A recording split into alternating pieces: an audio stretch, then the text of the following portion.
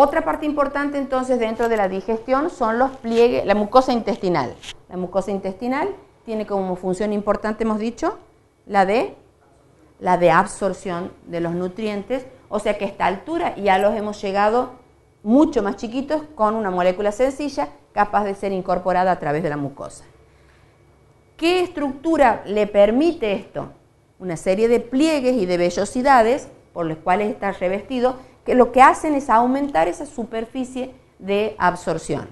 Tiene una serie de células o llamadas enterocitos, que es la que le permiten hacer esto. Y una característica muy importante es que ese borde, a su vez, además de que tiene muchísimos pliegues, cada uno de esas orillitas tenía lo que se llama borde en cepillo, que es que la membrana apical o superior de las células que los revisten presentan como microvellosidades que tienen unos grupos de enzimas muy importantes que permiten esa absorción. Entre esas están las endopeptidasas, como la enteroquinasa, que transforma el tripsinógeno en tripsina, como el que hemos visto recién, o exopeptidasas, como las aminopeptidasas. Ese borde en cepillo también tiene otras enzimas, como las disacaridasas que hemos visto recién, que rompen, por ejemplo, la sacarosa, la lactosa. También tiene nucleasas que desdoblan los ácidos nucleicos, y también tiene el colesterol que se encuentra dentro de esta estructura no esterificado. Entonces, lo hemos visto medio rápido y medio resumido. El proceso de la digestión inicia en la boca, continúa en el estómago y pasa a la sangre a nivel del intestino. Gracias a una serie de estructuras que permiten que eso suceda. Lo más importante son los jugos que participan. En la boca la saliva, en el estómago el jugo gástrico, en el intestino el jugo pancreático. ¿Quién aporta eso? Las glándulas salivales en la boca, en el estómago una serie de células principales parietales que son las que aportan enzimas o el ácido clorhídrico, y en el intestino le aporta especialmente la bilis producida en el hígado y el jugo pancreático producido por el páncreas. Y hasta ese momento hemos llegado, hemos degradado todo lo que eran macromoléculas en moléculas chiquitas, simples y sencillas, y pasa ¿a dónde? Por el intestino. ¿A dónde? Por las microvellosidades. ¿A dónde va? Al intestino grueso. ¿Y después? O sea que todo lo eliminamos. Cuando lo absorbe, entonces, ¿a dónde va? Al hígado. ¿Quién da más? A todos los tejidos. ¿Por dónde? Por la sangre. Todo pasa a la sangre. En realidad una parte de las grasas especialmente pasa a la linfa. Pero nuestro sistema de conducción de los alimentos es la sangre. Todo lo que incorporamos por la boca y sirve, es utilizado, va a la sangre. Lo que no sirve sigue en el intestino grueso y es eliminado en la materia fecal. Pero lo que sirve va a la sangre. Y la sangre se encarga de vehiculizar a todos los tejidos para que o reparen lo que esté roto o lo que se tenga que multiplicar, o le aporten los nutrientes o la energía necesaria para los procesos vitales. Pero es la sangre. O sea, cuando comemos, todo el proceso de la digestión es hasta que pasa a la sangre. Después en la sangre se llama digestión. Ya no. Eso, el proceso metabólico que sigue en cada órgano. Lo que se llama digestión es lo que empieza por la boca y termina en la absorción intestinal. Ahí estamos. Y ahora pasamos a la sangre. ¿Debe ser fácil pasar? No tan fácil. Hay que atravesar las membranas. En el caso del intestino, ya imaginemos que ya estamos en la sangre, tenemos que entrar a los tejidos a través de una membrana plasmática.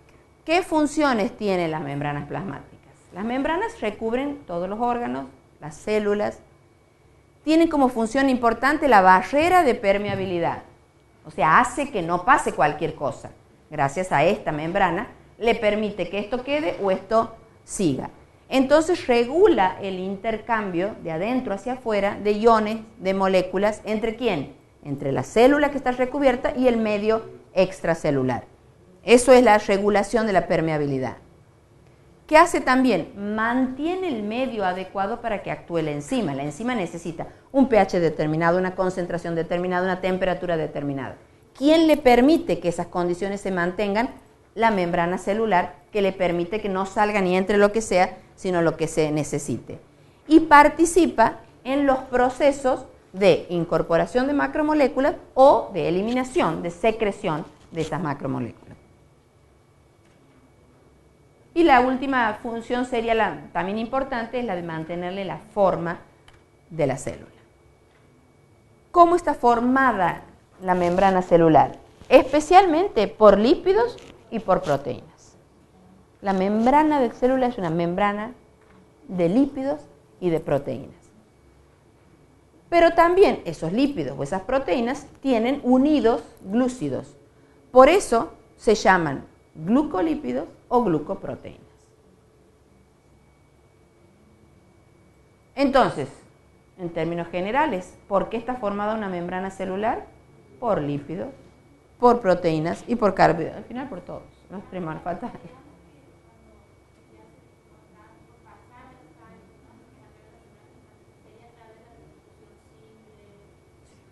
Que ahora estamos. O sea, que les quede claro que la digestión ha llegado al intestino. En el intestino hemos pasado a la sangre. Ahora estamos en la sangre y tiene que ir a los tejidos. Para ir a los tejidos tiene que entrar a través de las células. Esas células tienen membrana. También hay una membrana que recubre cada uno de los órganos. Pero en términos generales es como para entender que el proceso de la digestión ha sido terminado y concluido satisfactoriamente cuando esos nutrientes han entrado a torrente sanguíneo. Y ahora tienen que entrar a las células de distintas maneras y por distinta concentración.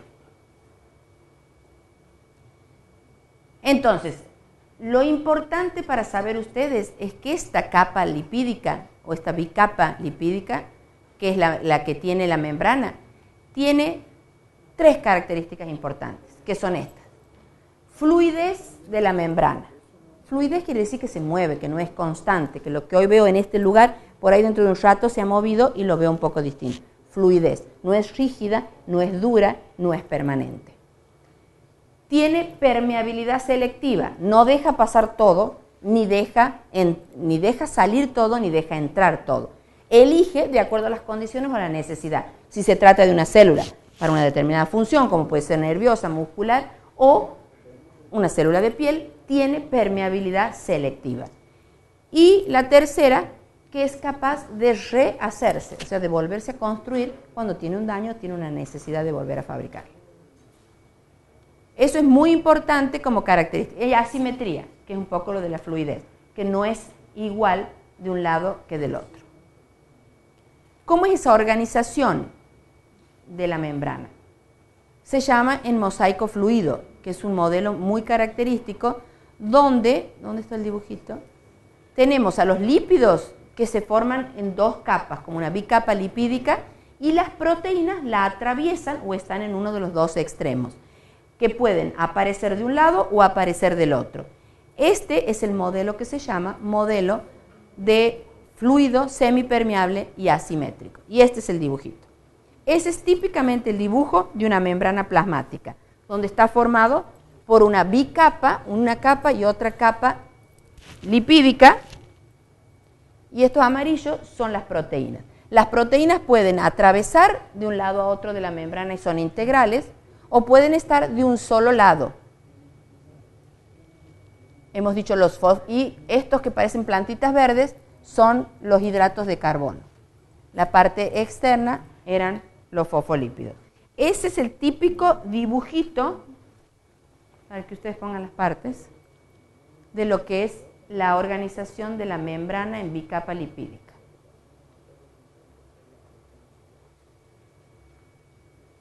Los principales, como hemos dicho, son los fosfolípidos y en la membrana también posee el colesterol. Forman esa bicapa lipídica, el colesterol le da fluidez o le da rigidez de acuerdo a la concentración. Cuando hay mayor cantidad le va a dar más bien dureza que fluidez. Los lípidos, hemos dicho que son moléculas que tienen cargas en un extremo y en el otro extremo son apolares. Por lo tanto, son moléculas que se llaman anfipáticas, que tienen una doble sensibilidad con respecto al agua. Va a tener una parte, van a ir, si nosotros queremos que esto tengan forma de micela, que es la función justamente de la bilirrubina, de la bilis, van a tener, esto es agua, para que pueda ser transportada o disuelta en un medio como el agua, necesitamos que la parte cargada esté hacia afuera y la parte que es no polar hacia adentro. Esta estructura es la estructura de la micela que le permite a los lípidos ser disueltos en un medio acuoso para poder ser transportados.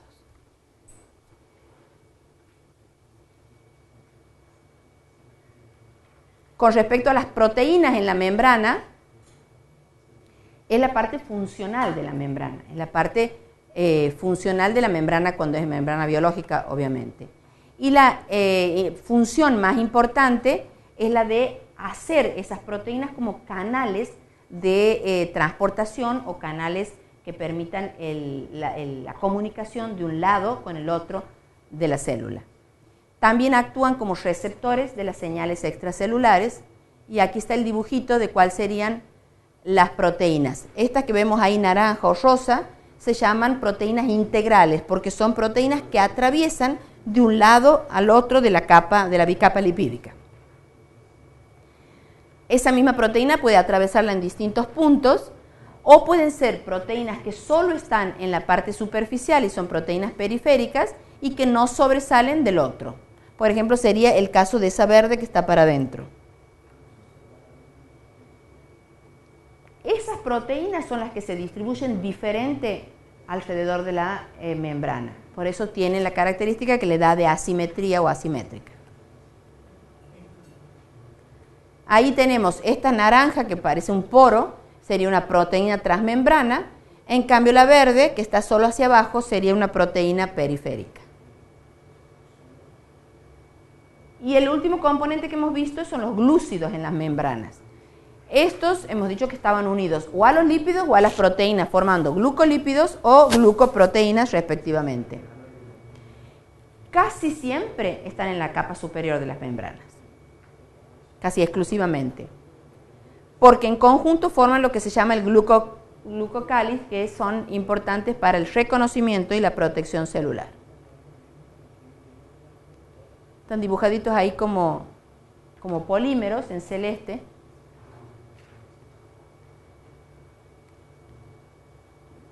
Entonces, ¿qué característica habíamos dicho que era? Una era la asimetría, el otro era la fluidez y el otro era la permeabilidad de la membrana. La asimetría, ¿a qué se debía? Que no estaban los elementos distribuidos exactamente de ambos lados, vistos desde el espacio extracelular o vistos desde el espacio intracelular. Y era justamente por esa disposición diferente tanto de las proteínas, de los glúcidos, etc. ¿A qué se refiere con fluidez de la membrana?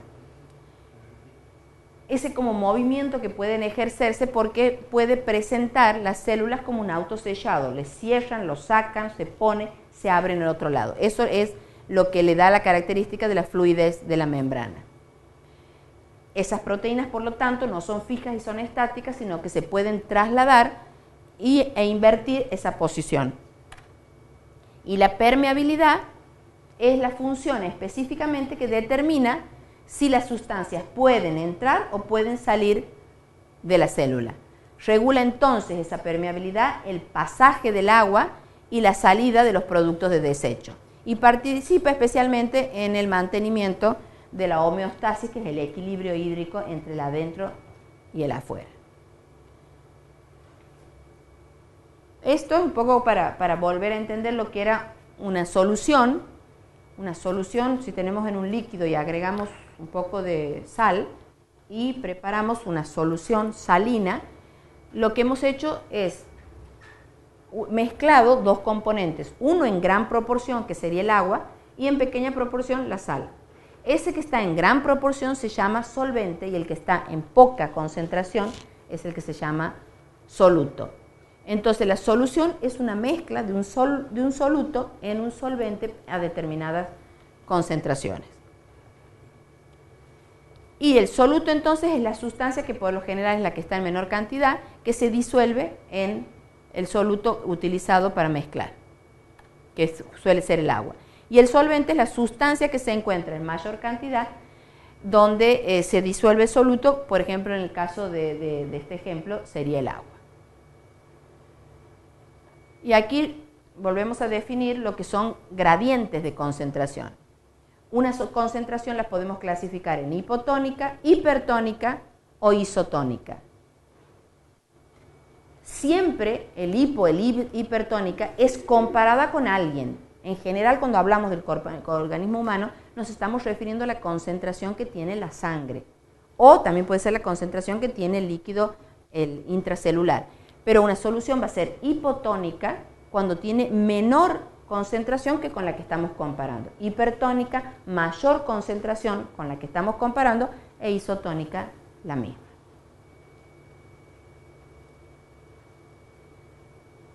Esa permeabilidad de la membrana que hemos dicho, la capacidad que tiene de permitir dejar salir o permitir entrar, lo hace a través del transporte. Ese transporte lo podemos clasificar en tres: transporte activo, pasivo y transporte de masa. Esto ya es el final, para que no se cansen. Sería la forma como se puede trasladar los elementos de un lado al otro, dentro y hacia afuera de la célula. Uno es la difusión simple. Una difusión simple es, como la palabra lo dice, simplemente el paso de pequeñas partículas a través de la membrana lipídica, y en este es a favor de una concentración. O sea que si tenemos una célula que es, por ejemplo, permeable a las sales y tengo una alta concentración de sales afuera, simplemente por el hecho de estar en contacto con una sal de alta concentración, esa sal va a pasar. Es una permeabilidad simple por difusión. Por ejemplo, otro caso sería, aunque no sea en el cuerpo humano, donde tenemos una membrana permeable a las proteínas. Tengo alta concentración de proteína afuera y baja, simplemente por diferencia de concentración va a tender a pasar. ¿Hasta cuándo? Hasta que se equiparen las dos concentraciones. Es un tipo de transporte pasivo sin gasto de energía y es una difusión simple, simplemente pasa. No hay nadie que lo regula, nadie que lo frena, ni nadie que lo facilita. Es un paso por diferencia de concentración. Este es un tipo de permeabilidad, como le hemos llamado, a favor de un gradiente de concentración. ¿Y de dónde? Siempre del que tiene más concentración al que tiene menos. Existe otro tipo de este tipo de difusión simple, que es la ósmosis, donde la característica es que la membrana solo deja pasar el solvente y no deja pasar el soluto, en general porque el tamaño es grande. Entonces, ¿qué pasa si tenemos una membrana permeable a el soluto solamente y tenemos una alta concentración de este lado? ¿Qué es el ósmosis? Va a tender a entrar suficiente líquido, en vez de salir, para tratar de que baje la concentración para igualarla a la del otro lado. O sea que en el caso de la ósmosis, no es lo que se va, no es la partícula que estaba en una alta concentración simplemente por una difusión de mayor a menor, sino lo que pasa es el líquido que lo hace que se diluya. Eso es una ósmosis. O sea, un tipo especial de difusión donde el agua difunde desde el de menor concentración hacia el de mayor concentración para tratar de equiparar esas concentraciones. ¿Alguna vez no escuchó la palabra ósmosis inversa? ¿En qué? Perfecto. ¿Para qué? Para hacerla potable. ¿Que el objetivo cuál sería? Quitarle todos los elementos que le generan impureza. Entonces la ósmosis inversa es exactamente al revés. Por presión, imaginemos un agua impurificada donde está el agua llena de solutos o de contaminante. ¿Qué es lo que tendería una ósmosis normal? Pasar el agua limpia, digamos que estamos en una membrana para hacer la ósmosis inversa o la ósmosis directa, va a tratar de pasar para diluir esto. La ósmosis inversa es ejercer presión sobre el agua que está contaminada para que en realidad solamente pase el agua y deje los solutos o los contaminantes de este lado, y de este lado vamos a obtener agua pura. Pero en ese caso hay un gasto de energía. Es una técnica que el hombre ha inventado como para purificar el agua de otra manera en los lugares donde no se puede acceder o que de otra manera sería más caro. Pero los procesos naturales de difusión simple, que son sin gastos de energía y a favor de la concentración, es la difusión simple. Y una excepción es el ósmosis, porque en ese caso el que difunde es el medio, el solvente, el líquido. ¿Sí? ¿Lo han entendido? Pero es simple. Aquí sería el caso para que lo veamos. Ahí está la doble capa, la bicapa lipídica, que es la membrana. E imaginemos que lo de arriba es un espacio extracelular y lo de adentro es dentro de la célula.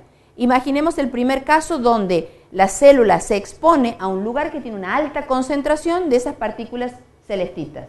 Entonces, si hay una difusión pasiva sola, ¿qué va a pasar? Van a tratar de pasar aquellos solventes, solutos no solventes, hacia adentro. ¿Hasta cuándo? Hasta que se equiparen, el último cuadrito, las dos concentraciones. Difusión simple, sin gasto de energía, y automáticamente pasan solos. Eso sería una difusión simple sin gasto de energía. En cambio, en el ósmosis, imaginemos que tenemos una membrana que no deja pasar, o por el tamaño o porque no tiene la permeabilidad necesaria para que esas partículas que están de este lado puedan atravesar. Entonces, ¿qué va a suceder? El agua, como está indicando la flecha roja, va a pasar, va a hacer que difunda hacia el lado que tiene mayor concentración para que se diluya el medio. ¿Hasta cuándo? Hasta que las concentraciones de los dos sean la misma.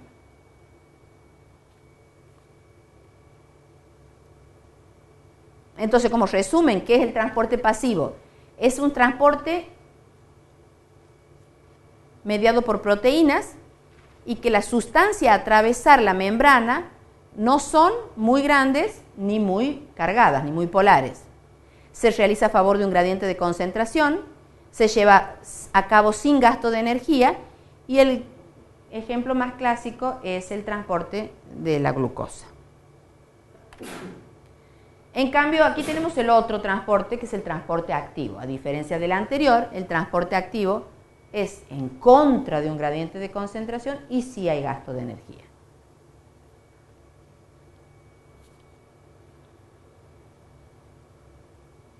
¿Qué sería en contra de un gradiente? Que si adentro hay mucha glucosa, la poca que haya afuera la va a incorporar a pesar de que haya mucho. Eso sería en contra de un gradiente. O sea que igual sume o traslade ese electrolito, supongamos que estamos hablando de la glucosa o de cualquier otro ion, hacia el lugar donde hay alta concentración.